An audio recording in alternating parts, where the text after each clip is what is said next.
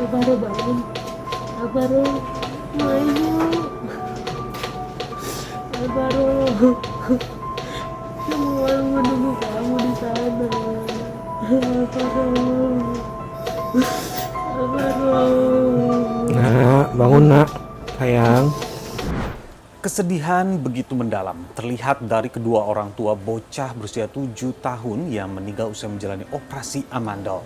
Orang tuanya juga tidak terima dengan rumah sakit karena anaknya juga divonis mati batang otak. Jadi pertanyaan, seberapa resiko operasi amandel dan bagaimana kita bisa memastikan ada unsur malapraktik atau tidaknya dalam sebuah tindakan?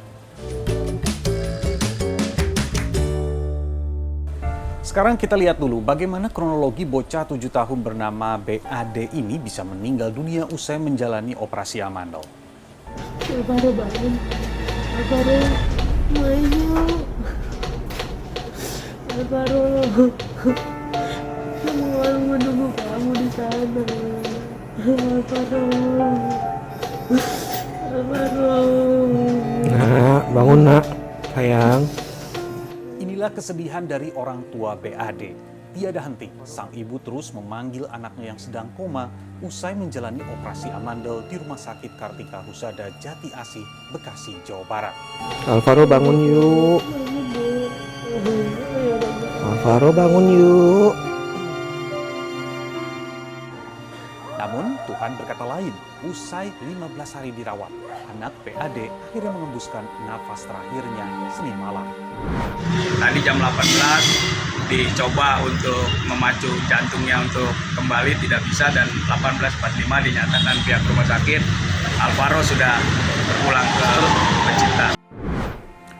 Kedua orang tua memang sudah ikhlas dan menerima kehilangan anaknya.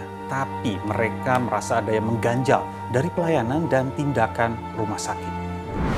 Sebelum dibawa ke rumah sakit, anaknya dalam keadaan sehat dan hanya mengalami pembengkakan pada bagian leher. Untuk itulah anaknya harus dioperasi amandel. Namun yang mengejutkan pihak keluarga, 2 hari usai operasi, pihak rumah sakit menyatakan bahwa sang anak mengalami kondisi batang otak mati tanpa ada rekam medis yang diberikan kepada keluarga.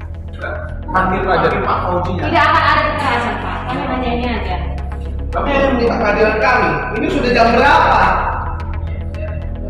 Hah? Ini sudah jam berapa? Kan kita permintaannya rekam medis itu dibuka di depan kita. Dijelaskan satu-satunya Pak. Ini kemarin kemana buktinya? Rekam medis itu dibuka depan saya dulu. Keluarga yang tidak terima membawa kasus ini ke ranah hukum dan melaporkannya ke Polda Metro Jaya. Di dalam LPKB ini kami ada melaporkan sekitar 8 orang terlapor ya. Itu sudah meliputi dokter-dokter yang terkait yang melakukan tindakan. Yang melakukan tindakan mulai dari dokter anestesi, dokter THT, spesialis anak sampai dengan direktur daripada rumah sakit tersebut. Lalu apa tanggapan dari rumah sakit? Sampai saat ini pihak rumah sakit katanya masih melakukan investigasi. Namun dapat dipastikan bahwa pasca operasi korban sempat dalam kondisi normal. Sekitar 45 menit, 40 menit operasi selesai, itu persiapan untuk ke recovery room, ya kan? Di sana pun adik masih bernafas spontan semua, terukur dengan baik. Karena itu dokter DPJP yang mengoperasi adik, saya panggil orang tua untuk mengucapkan selamat ya Bu, operasi sudah selesai, anak aman. Setelah itu orang tua pun menemani di sana.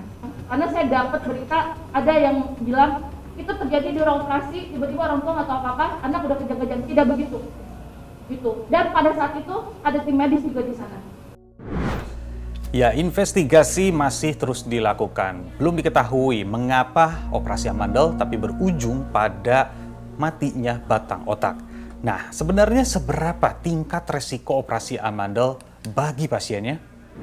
Hubungannya ya bisa bukan karena amandelnya langsung ke batang otak, tapi karena ada tindakan yang ya diduga ya, misalnya karena tadi aliran yang yang membawa oksigen ini terganggu dan lain sebagainya. Data menunjukkan, riset ya, 7 dari 100.000 operasi amandel atau tonsilektomi itu berisiko kematian gitu. Jadi 7/100.000 itu sebetulnya ya relatif kecil ya, tapi bukan tidak ada gitu. Ya, ternyata sekecil apapun tindakan operasi memiliki resiko, termasuk operasi amandel. Lalu apa malapraktik dan bagaimana kita bisa mengetahui adanya malapraktik dalam sebuah tindakan rumah sakit? Sebuah kejadian malapraktek itu dapat dilihat secara etik dan yuridis. Kalau malapraktek etik ini singkatnya adalah dampak negatif dari kemajuan teknologi kedokteran yang sebenarnya bertujuan untuk membantu memberikan kemudahan bagi dokter menentukan diagnosis. Namun dapat merugikan. Misalnya karena kurangnya komunikasi dokter kepada pasien atau mahalnya pelayanan medis dan masih banyak lagi. Kalau malapraktik yuridis dapat dilihat dari 3 sisi. Perdata, yaitu malapraktik yang sifatnya ringan seperti dokter yang melakukan operasi ternyata meninggalkan sisa perban di dalam tubuh pasien saat operasi dan harus operasi ulang. Sedangkan pidana adalah malapraktik yang bersifat berat seperti kesengajaan atau kelalaian yang menyebabkan luka ataupun kematian. Dan yang ketiga, administrasi. Kalau yang ini sebenarnya tidak masuk malapraktik, tapi kalau pelanggaran administrasi dapat menyebabkan kerugian kesehatan atau nyawa pasien, maka dapat masuk ke kategori malapraktik.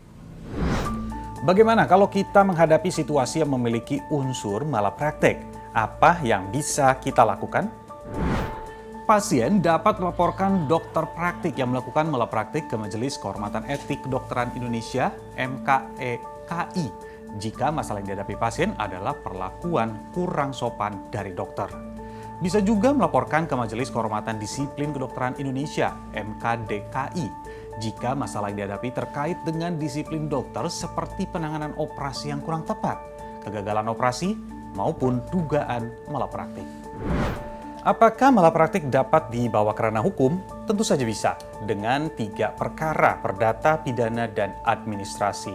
Tapi ada syaratnya. Cara membuktikan malapraktik ada dengan 2 cara. Yang pertama, pembuktian secara langsung.